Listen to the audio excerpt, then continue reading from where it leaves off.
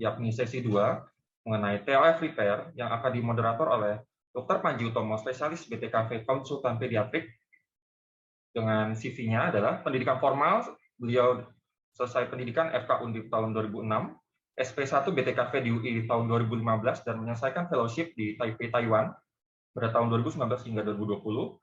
Beliau sebagai staf medik bedah jantung anak Rumah Sakit Harapan Kita dari tahun 2016 hingga sekarang, dan di Rumah Sakit Siloam TB Simatupang. Untuk waktu dan tempat dipersilahkan, Dok. Bismillah. Assalamualaikum warahmatullahi wabarakatuh.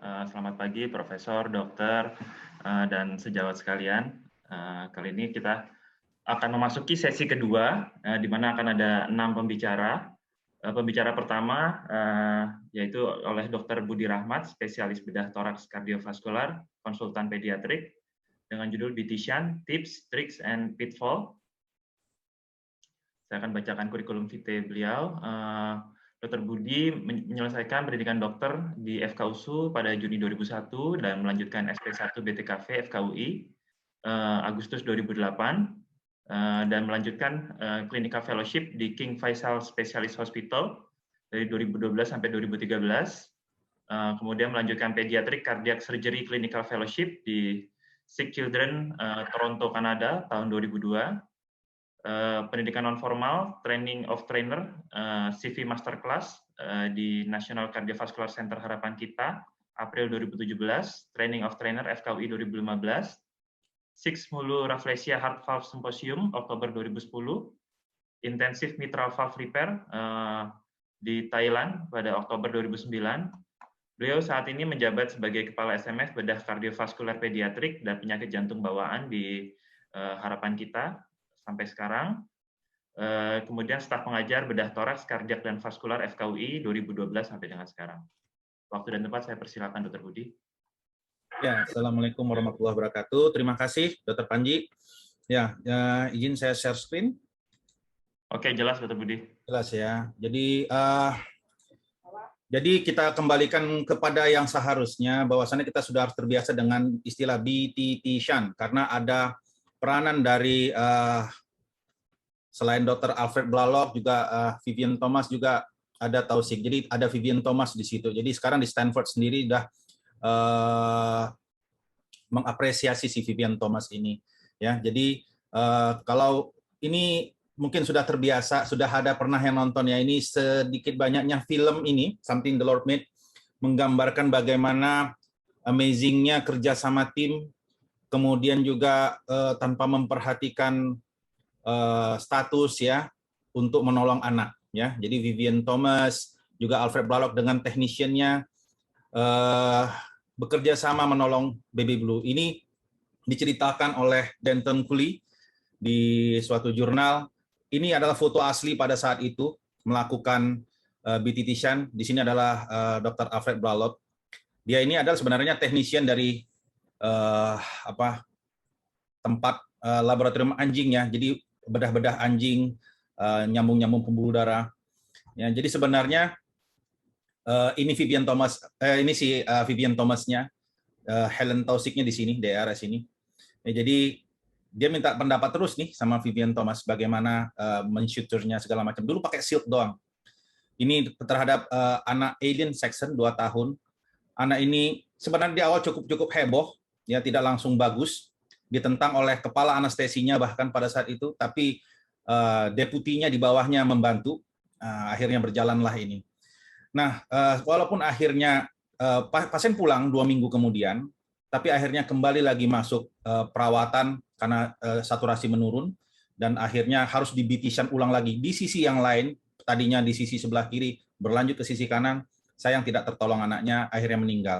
Tapi ini landmark yang sangat bagus sekali untuk pengembangan tata laksana TOF pada waktu itu yang tidak dapat ditolong sebenarnya. Ini adalah sebagian daripada algoritma, sebagian daripada cara kita menangani tetralogy ovalo. Ya, jadi letaknya itu ada di sini. Apabila di bawah usia 4 bulan kita tidak langsung total koreksi kalau di Harapan Kita, tapi melainkan dengan beautician dulu. Ataupun kalau misalnya pembuluh darah parunya kecil ataupun LV-nya masih kurang bagus, kita akan beautician dulu. Ini hubungan ataupun pintas daripada arteri aorta ke arteri pulmonalis ada berbagai cara. Kalau yang klasik itu dari langsung arteri subclavia dipotong ya dulu. Nah, ini pakai shield dulu. Nah, sekarang ada modified bitition dengan menggunakan PTFE. Dulu ada juga Waterstone shunt langsung aorta ascendens ke arteri pulmonalis, ataupun juga port shunt dari descending aorta ke arteri pulmonalis. Tapi itu banyak komplikasinya, jadi sudah tinggalkan. Ya, inti utamanya tujuannya ada 4. Selain mengurangi cyanosis, memperbesar diameter arteri pulmonalis, ya. Kemudian LV training, terutama pada pada TGA interceptum dan TOF di dewasa yang LV-nya kurang baik. Ya, jadi intinya menambah preload LV sehingga beban kerja LV semakin meningkat sehingga LV menjadi bisa latihan. Dan yang terakhir yang nggak kalah pentingnya adalah pada saat sekarang ini pada HLHS ya namanya reverse shunting, di mana itu membantu menambah aliran dari PDA dari PA ke aorta ascendens ataupun ke kepala sehingga arteri koroner itu dapat perfusi yang baik. Ya. Nah, ini nggak bisa dipungkiri. Jadi bitition itu termasuk top 10-nya. Bahkan kalau dilihat di 2008 itu 92, 2009 tetap posisi ketiga. Di 2019 juga posisi ketiga. Kenapa 2019? Karena 2000 dan 2020 dan 2021 kita ada pandemi, jadi tidak dapat estimasi yang objektif ya. Jadi kira-kira beginilah 200 kalau di harapan kita. Belum lagi kalau nanti di seluruh Indonesia. Jadi ini wajib tahu. Kalau Dr. Ucup bilang ini harus residen-residen BTKV harus tahu bitition di sebagai operator sehingga nanti di daerah-daerah bisa menolong. Nggak sempat ke Jakarta bisa ditolong dulu dengan bitition. Ya. Nah, bisa dilihat mortalitas itu berkisar dari 5 sampai 15%. Even di harapan kita ini still challenging. Jadi kita terus belajar ya dengan memperhatikan kemampuan kita, kemampuan tim dan juga pasien. Nah, contoh manipulasinya adalah kita tidak mengerjakan pasien-pasien yang di bawah 1 bulan atau neonatus. Karena mortalitasnya tinggi, karena terkait dengan manajemen di ICU-nya segala macam, lebih troublesome lah, lebih challenging, sehingga kita memutuskan nanti dulu lah untuk yang neonate. Nah, akibatnya juga semakin mortalitas bisa kita tekan untuk yang neonate, bitisan kecil. Ya. Nah, ini jelas learning curve. Kita juga terbantu sekali dengan adanya PDA stenting ya, yang mana dan RVOT stenting yang tadi Dr. Adit sudah sampaikan, itu bisa membantu menggantikan bitisan kita dan malah bagusnya juga tanpa CPB ya, itu juga cukup membantu ya. Jadi bagaimana sebenarnya tip and trick yang kita bisa tawarkan di sini? Inti yang harus diingat adalah kualitas bitition ini tergantung dari 4 komponen.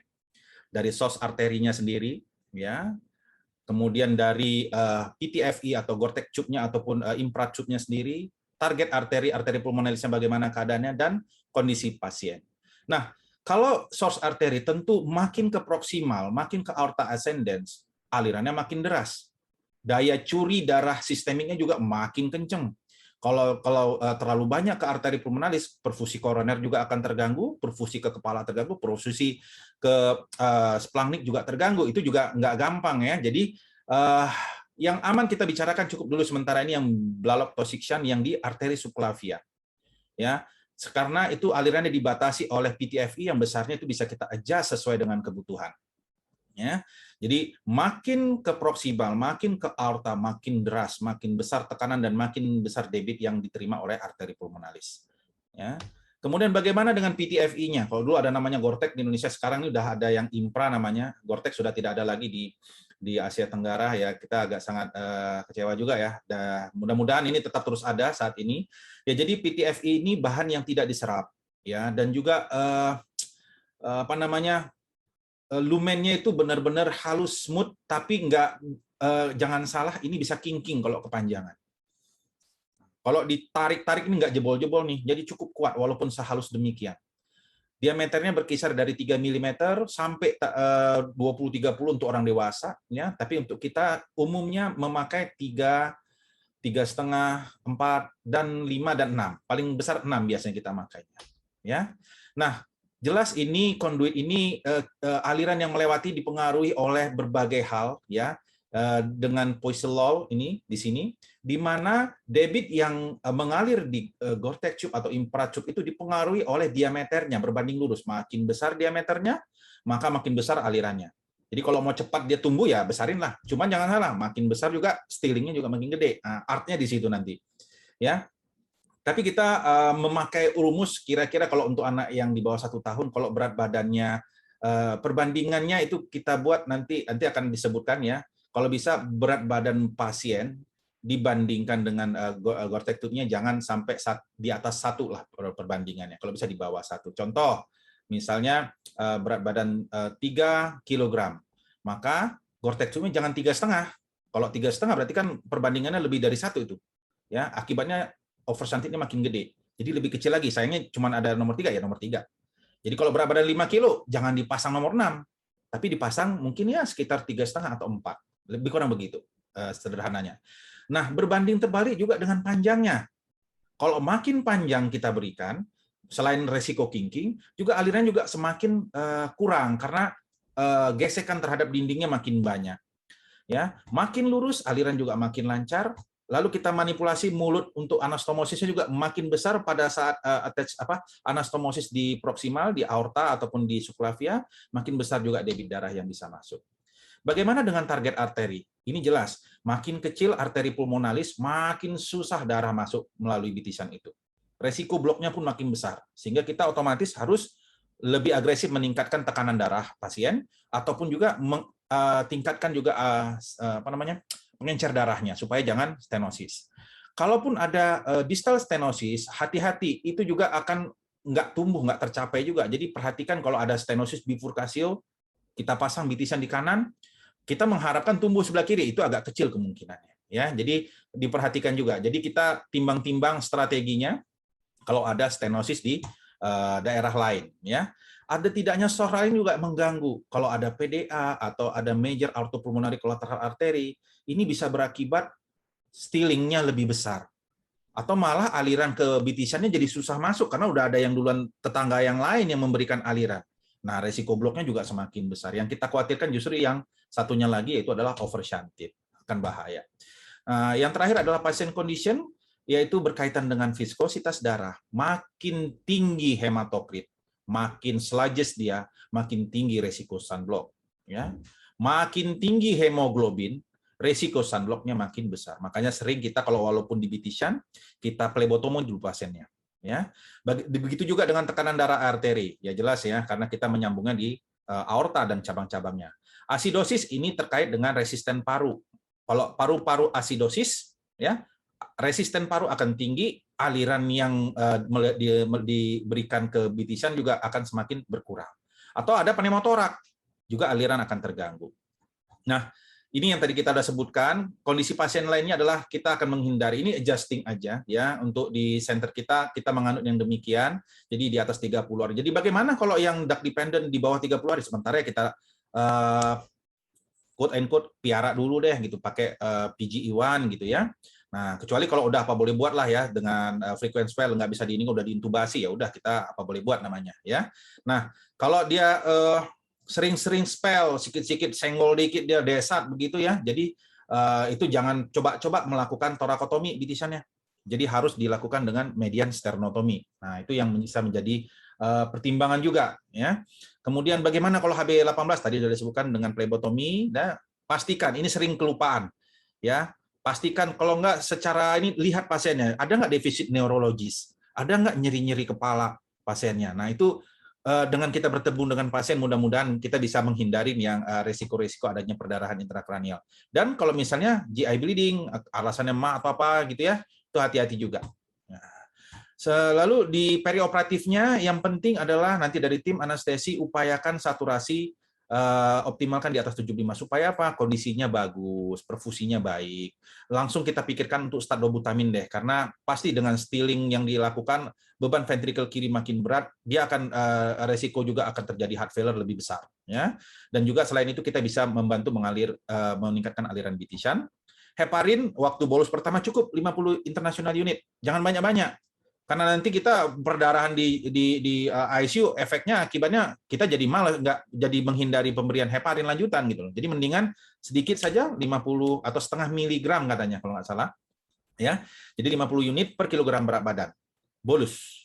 Ya. Kemudian cegah asidosis respiratorik. Ini skematik ya. Jadi pada saat tanpa CPB untuk melakukan BTT-shunt ya, jangan lupa ya, jangan manipulasi, coba manipulasi arteri pulmonalis.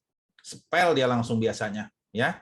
Nah, jadi mendingan nanti dulu amankan dulu source arterinya, aorta dan cabang-cabangnya, singkirkan, timus dibuang, lalu ukur panjang PTFI-nya, lebihkan aja sedikit karena nanti bisa dipotong ya. Upayakan nanti anatomosis yang proksimal dahulu ya. Dengan cara demikian ya, expose, saya yakin dan percaya teman-teman SPBTKV juga terbiasa dengan anastomosis, apalagi koroner. Ini koroner gede ya, jadi harusnya lebih fine, lebih bisa. Tapi ada hal yang harus diperhatikan adalah kita berhadapan dengan PTFE yang keras. Kalau kita menggunakan needle yang gede, konsekuensinya berikutnya adalah perdarahan. Jadi dianjurkan menggunakan small needle, jadi 70 atau 80 ya, untuk menganastomosisnya. Perhatikan ini, upayakan all layer supaya jangan sampai terjadi hematom. Kemudian ini yang sering kita gunakan untuk, karena kan kita melakukan bitisan pada anak kecil ya.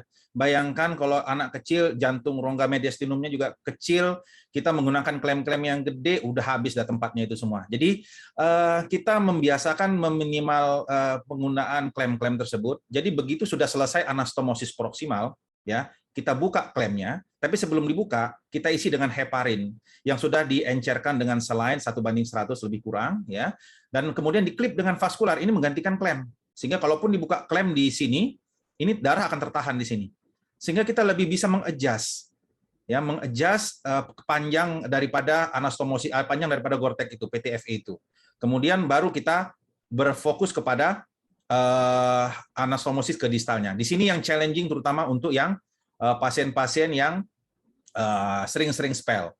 Tes aja dulu kalau memang apa ya. Jadi utama nanti kerjasama yang baik dengan anestesi, biasanya FiO2 akan dinaikkan ya. Jadi kemudian juga distabilisasi dulu, baru kita klaim cepat, upayakan pada saat itu. Jadi nggak terlalu lama ngeklaim pembuluh darah paru. Kita menggunakan vessel loop di distal, di cabang-cabang hilus, sehingga area di sini menjadi cukup leluasa untuk melakukan anastomosis ya.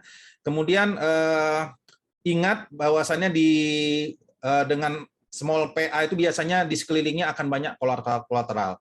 Juga ada cabang-cabang ductus thoracicus. Ya, sering juga beberapa kali kejadian kok kilotorak ya gitu. Jadi rupanya ada dekat-dekat timus, dekat-dekat vena innominata. Di situ ada cabang-cabang daripada ductus thoracicus yang akhirnya mengeluarkan cairan Hill dari situ. Jadi klip-klip aja ya. Dibakar pada saat itu ia berhenti, tapi kadang-kadang kalau tekanan tinggi atau apa dia sering lepas. Jadi jangan ragu-ragu, kalau dia memang arteri, klip aja ya. Dan message-nya jangan kirim ke ICU kalau memang dia masih ada perdarahan. Jadi betul-betul kontrol perdarahan yang baik. PDA ini kalau tidak ada stenosis di antara bitisan dan dengan bifurkasio ya, maka ligasi PDA itu sangat dianjurkan. Ini tim ICU akan sangat-sangat terbantu sehingga untuk mencegah oversuntiknya lebih gampang. Sedapat mungkin dari kamar operasi kita men-start heparin. Mudah-mudahan dengan heparin 50 unit waktu di awal bolus itu ACT tidak terlalu tinggi. Keenceran darahnya tidak terlalu encer dia, sehingga bisa langsung begitu habis anastomosis langsung di-start aja heparin. Ya. Nah, bagaimana teknik dengan CPB? Pada prinsipnya sih sama ya, tapi karena ini ya sedapat mungkin dibebaskan pembuluh darah aortanya itu jangan pakai CPB ya. Tapi kalau pasiennya memang udah nggak stabil, langsung cepat-cepat CPB aja. Tapi penting untuk memperhatikan kanulasi aorta. Harus lebih ke proksimal supaya nanti si klaim kita tuh enak itu ke menjepit arteri innominata. Begitu juga kanulasi vena, karena tidak dibutuhkan macam-macam untuk memperbaiki intrakardiak, cukup di atrium kanan saja anastomosisnya, sehingga nanti bitisannya kita anastomosis yang distal itu akan jauh lebih mudah. Pada waktu CPB on, jangan lupa segera ligasi PDA. Kalau enggak bisa perdarahan paru nanti. Ini sering kadang-kadang ini sederhana, tapi bisa jadi hazardous nanti. Kalau perlu atrial septektomi seperti pada misalnya tricuspid atresia, ya kerjakan aja, boleh. Close clamp aja dulu. Jangan bitisan dulu, baru cross clamp belakangan. Nah, ya, jadi kemudian lakukanlah seperti Paul sebelumnya untuk melakukan BT shunt seperti tanpa CPB. Nah, penting dua hal ini karena ini bedanya. Pada saat menggunakan CPB, jangan langsung dibuka BT shunt-nya. Nah, jadi winning dulu CPB-nya. Karena sifat ini seperti PDA. Kalau BT shunt-nya jalan, kemudian CPB-nya masih jalan, itu tekanan-tekanan dari CPB itu tinggi sekali. Paru-paru dari diam tiba-tiba terbuka, bisa perdarahan paru itu. Jadi pastikan winning CPB terus. Bahkan pengalaman saya sampai sepertiga lagi full flow-nya, sepertiga itu masih bagus saturasi. Nah, ketika mulai saturasi SpAO2 arteri turun mulai di bawah 70%, ya makanya winning CPB-nya perlahan. Disitulah baru dibuka si klip-klip yang tadi di Gore-Tex shunt tadi, yang di PTFE tadi. Target saturasi nggak perlu tinggi-tinggi. Ini peranan anestesi ya untuk memainkan ventilatornya dengan FiO2. Lalu protamin jangan lupa dosis penuh aja. Ya, jadi kontrol perdarahan, nanti sebelum pindah ke ICU start lagi heparinnya. Nah, untuk repair arteri pulmonalis, message-nya adalah repair dengan jaringan natif PA.